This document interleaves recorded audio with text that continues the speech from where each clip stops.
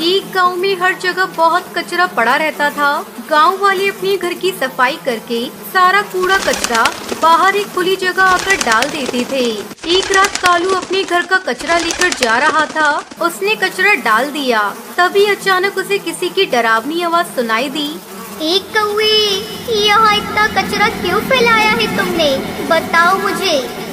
जैसे ही कालू ने पीछे मुड़कर देखा, लेकिन उसे वहाँ कोई दिखाई नहीं दिया। वो फिर आगे चलने लगा। इधर कचरे के ढेर से दो हाथ बाहर आए और धीरे धीरे एक भूतिया चिड़िया की आत्मा कचरे के ढेर के अंदर से बाहर आई। उस भूतिया चिड़िया की आत्मा ने वहाँ पड़ा सारा कचरा खा लिया। पता नहीं और कितने दिन मुझे ये कूड़ा कचरा खाना पड़ेगा।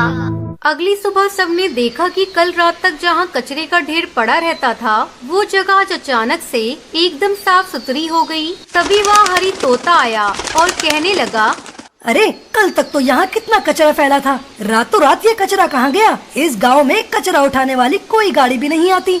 हाँ, मैं भी वही सोच रही हूँ कि अचानक सारा कचरा कहाँ जा सकता है। चलो अच्छा ही है, हम कचरा यहाँ डालते हैं तो ऐसे ही पड़ा रहता है। अगर यहाँ से कोई उठाकर ले जा रहा है तो हमें क्या? ये कहकर वो दोनों अपना कूड़ा फेंक कर चले जाते हैं। फिर रात में भूतिया चिड़िया की आत्मा फिर से जमीन से बाहर निकलती है और सारा कचरा खा जाती है। ऐसे ही काफी दिन गुजर जाते हैं।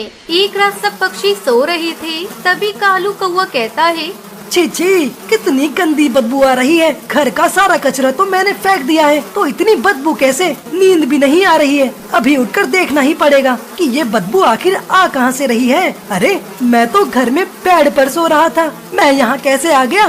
कालू इधर उधर देखता है तो गांव के बाकी सभी पक्षी भी उस कचरे के ढेर के पास ही सोए हुए थे। अरे सुनो गाँव वालों, तुम सब यहाँ कैसे आ गए? सुनो, उठो, अरे उठो गाँव वालों। कालू चिल्लाकर सब गांव वालों को जगा देता है। सब देखते हैं कि वो अपने घर में नहीं, गांव के बीचों बीच एक कचरे के ढेर के पास सो रहे थे।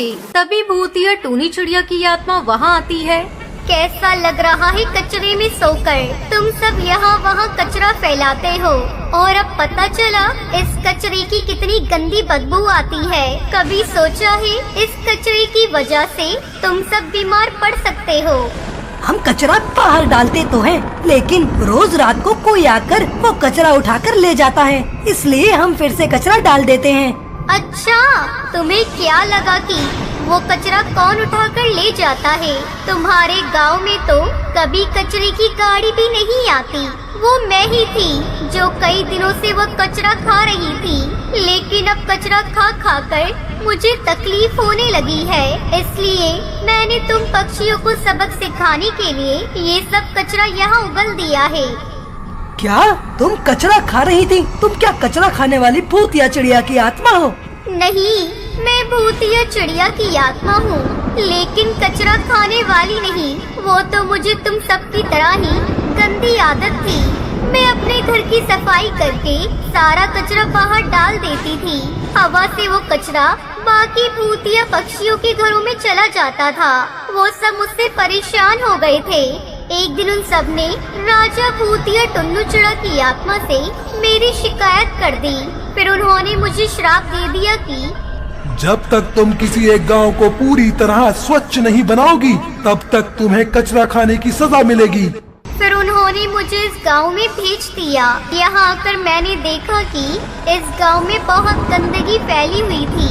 मेरी सजा थी कि मैंने सब कचरा खा लिया। मुझे लगा कि सब गांव स्वच्छ हो गया है, लेकिन अगली रात यहाँ फिर से कचरा जमा हो गया और मुझे फिर से आना पड़ा और वो कचरा खाना पड़ा। कितने दिनों से मैं कचरा खा रही हूँ, अब मुझसे ये बर्दाश्त नहीं हो रहा था। तुम सबको सबक सिखाने के लिए और सुधारने के लिए मैंने ये सब किया।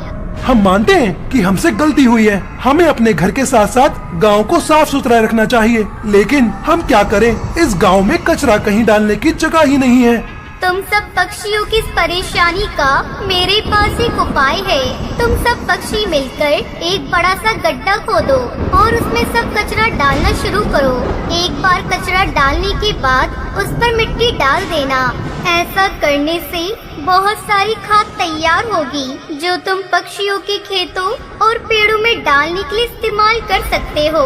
ऐसा करने से पूरा गांव हरा भरा हो जाएगा और कचरे की वजह से गंदगी भी नहीं फैलेगी।